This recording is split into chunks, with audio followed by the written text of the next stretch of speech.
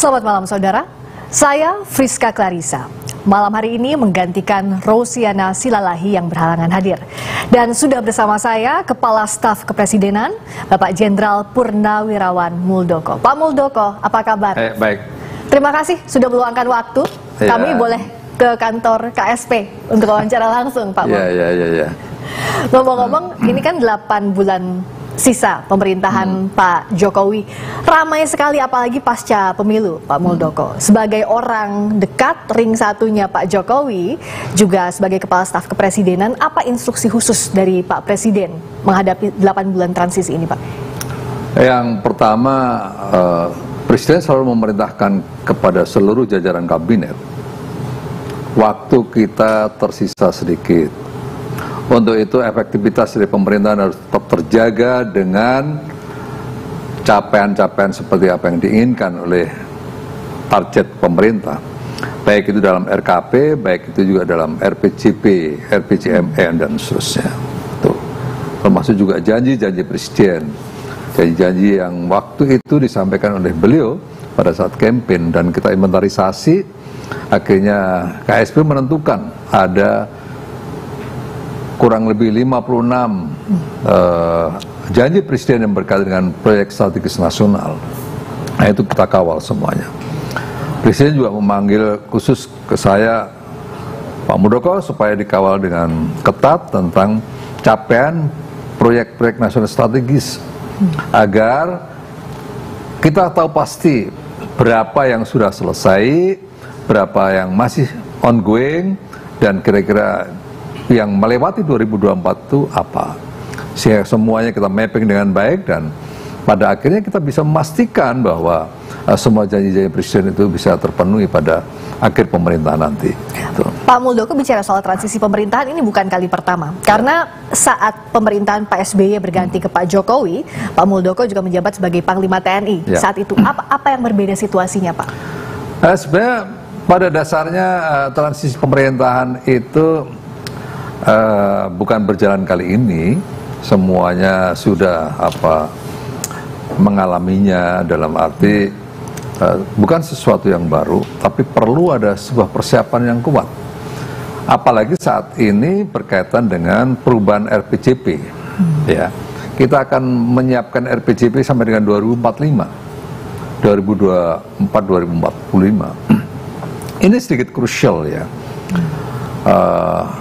Karena apa? Karena pada akhirnya nanti yang menjalankan adalah pemerintahan yang baru. Itu basicnya dulu, ya. Basic itu yang harus menjadi pegangan. Berikutnya juga janji-janji, ya, janji-janji. Di situ ada teknokratisnya tadi RPJP-nya. Berikutnya ada visi misi dari Presiden. Yeah. Kalau Pak Jokowi kemarin punya nawacita. Berikutnya ada janji-janji, ya, ada politiknya. Nah, janji-janji itu kita inventarisasi, kita proyeksikan mana yang sudah masuk di dalam RPJMN, mana yang sudah masuk dalam nawacita, mana yang dijanjikan sekarang ini. Kita lihat semuanya gitu, kita potret semuanya agar tidak ada yang ketinggalan gitu. Nah, sama sekarang juga seperti itu ya. RPJP-nya sedang disusun oleh Bappenas. Berikutnya janji-janji Presiden terpilih ya. Juga sudah diinventarisasi kira-kira mana proyek nasional strategis yang menjadi prioritas atau program-program strategis yang menjadi prioritas, sudah diinventarisasi. Maka yang perlu dipikirkan adalah, ini selalu menjadi menjadi atensi Pak Presiden Jokowi ya, jangan sampai nanti pemerintahan yang baru setelah masuk baru start awal, jangan. Kita pemerintah yang sekarang ini harus bisa mengantarkan pemerintahan yang akan datang, baik dari sisi perencanaan maupun dari program-programnya. Gitu. Perencanaannya melalui tadi itu perencanaan yang jangka panjang, jangka menengah dan jangka pendek. dirumuskan lebih detail di RKP, ya, rencana kerja pemerintah.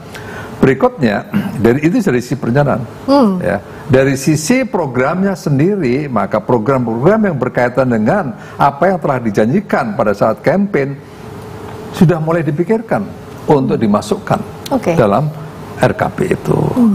Sehingga nanti begitu pemerintahan yang baru Oktober masuk, itu sudah bisa running, baik dukungan anggaran maupun programnya yang diinginkan oleh pemerintah yang baru itu bisa berjalan dengan mulus. Persiapan program pemerintahan berikutnya, termasuk juga kalau TKN Prabowo Gibran bilang bahwa ada tempat nanti untuk Pak Jokowi di pemerintahan berikutnya meskipun belum dibocorkan, ini cawe-cawe atau tidak, Pak?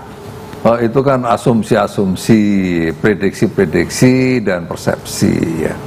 Jadi sebenarnya tidak seperti itu. Pak Jokowi selalu mengatakan, dan secara regulasi juga sudah jelas dikatakan bahwa penentuan kabinet yang akan datang adalah hak prerogatif presiden, ya, bukan hak prerogatif presiden Jokowi apa Pak Jokowi, bukan. Karena Pak Jokowi pada saatnya harus melepaskan posisinya kan. Nah, kalau itu prerogatif presiden, maka ya yang punya prerogatif adalah presiden yang terpilih nanti. Siapa ya kita belum tahu. Ya. Berikutnya yang kedua. Apakah presiden itu dalam konteks itu cawe-cawe? Mestinya istilahnya bukan cawe-cawe, tetapi presiden juga punya tanggung jawab untuk mengantarkan. Ya. Caranya gimana? Apakah Pak Prabowo minta arahan atau minta petunjuk atau minta informasi kepada Pak Jokowi?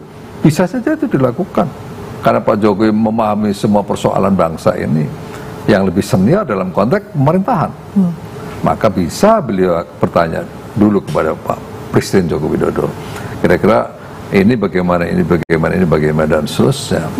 Jadi istilah cawe-cawe itu sebenarnya kurang tepat, ya. Tapi siapapun yang memiliki tanggung jawab penuh terhadap keberlangsungan kepemimpinan ke depan, maka pasti ikut memikirkan bagaimana ini bisa berjalan dengan baik. Tapi kalau dibandingkan dengan transisi waktu masa pemerintahan dari Pak SBY ke Pak Jokowi, tampaknya tidak seintens ini, Pak. Program dibahas lebih awal. Apakah karena memang satu melanjutkan, yang kedua ada putra Pak Jokowi juga? Karena ada sebuah tradisi yang menurut Pak Jokowi dan menurut bangsa Indonesia yang perlu kita perbaiki. Tradisi yang berjalan selama ini adalah hampir-hampir, bukan tradisi ya, hampir-hampir.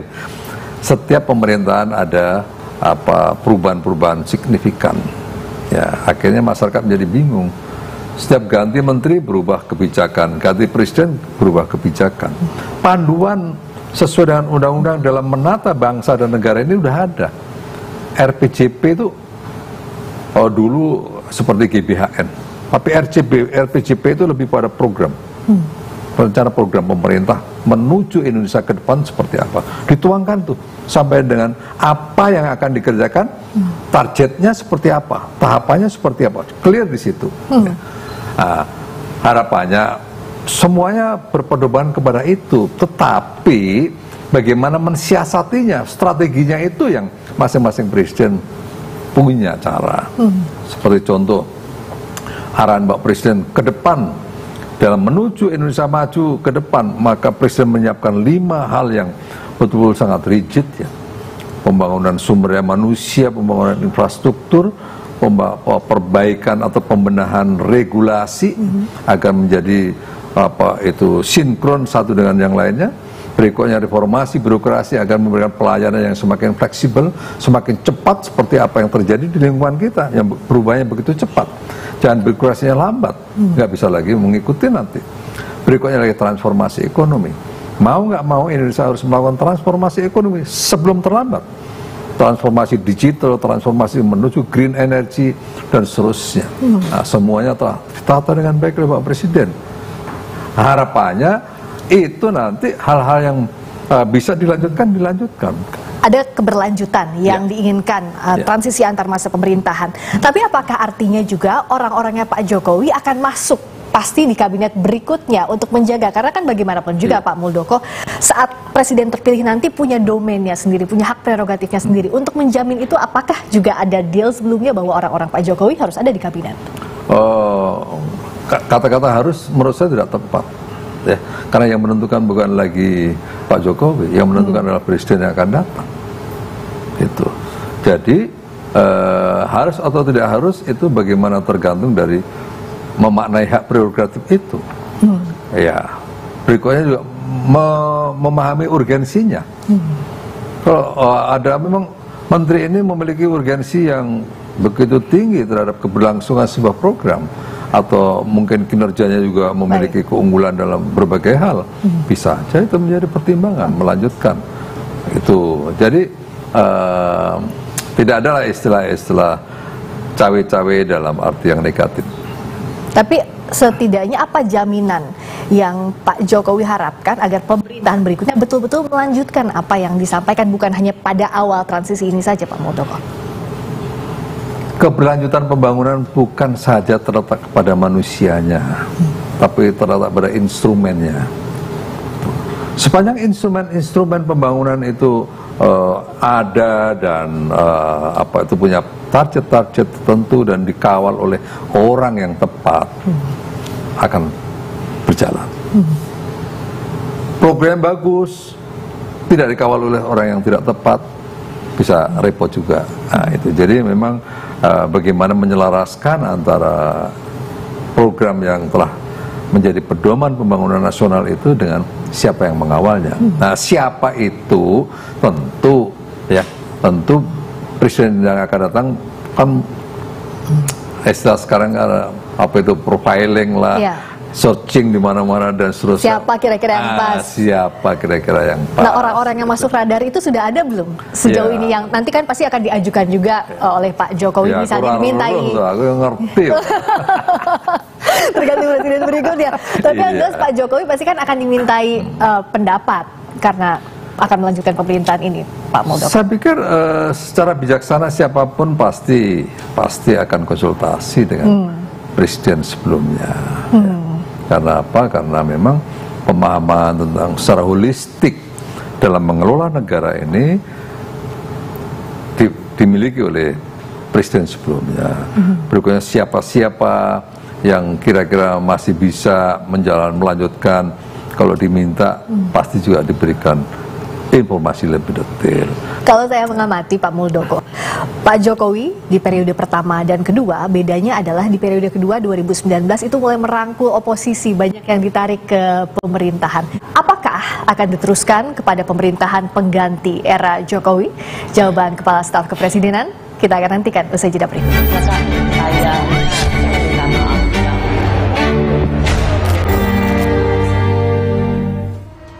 Kalau